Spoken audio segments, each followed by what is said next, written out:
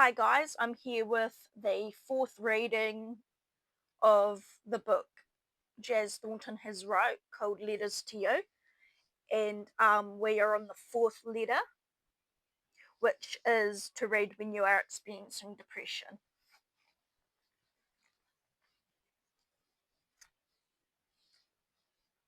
Hey, I'm sorry that you are dealing with this at the moment. Depression can be so difficult and often feels like you're walking through mud.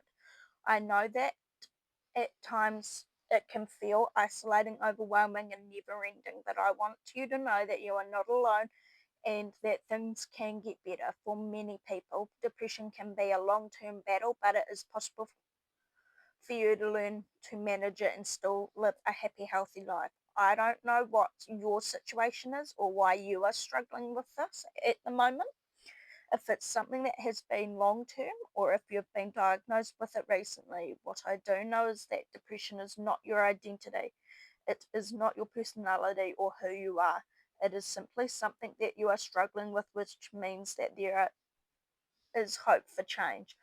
I know that I personally struggled for many years assuming that my mental illness was my identity, that it was just who I was. Therefore, it would never change. I stopped engaging in therapy or activities, doing anything to help myself because in I didn't see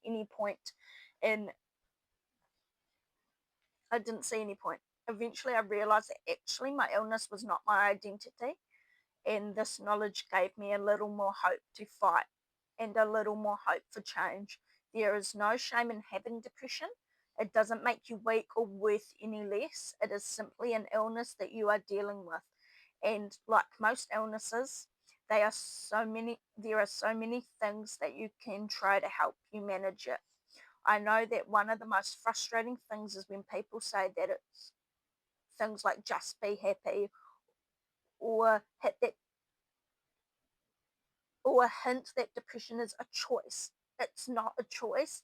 And I'm sorry for the number of times that you have probably heard that in your life. I know that it isn't easy and I know that this battle feels long, draining, and at times isolating.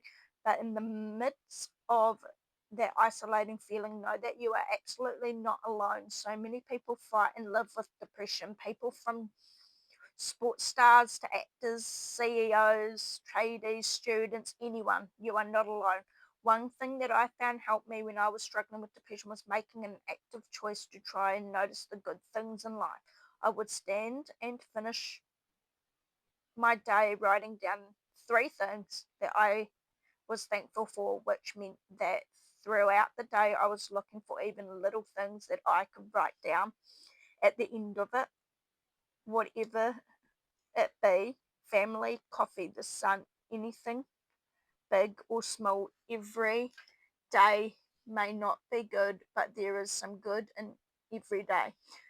Cheesy, I know, but it's true. Sometimes you just have to be proactive in looking for it. Another tool that I liked was learning to express myself creatively, whether it be painting, drawing, writing, dancing, composing music, making things with clay, in ways any way that you can express yourself. I tried painting once, but I soon realized how terrible I was at it and that my drawings looked like those of a 3-year old in kindergarten. So that wasn't for me. But I actually found love for dancing. The physical side of it was good, but I began to learn contemporary so I could express myself through dance. I'm not amazing at it, but it became helpful and a fun thing to do when I was feeling particularly low. There are also the basic things like exercising and eating well that are really important in managing depression, and it's about finding what works for you. You don't have to try to force yourself to be happy or fake your emotions to others. You just need to find things that can help you relieve you and allow you to feel more at ease. You are brave, you are strong, you are not alone. Keep fighting always. So much love to you, Jazz. All right, that's day 4 done. So tomorrow I'll be reading to read when you are feeling sad. But that's it for this one. Um, amazing book.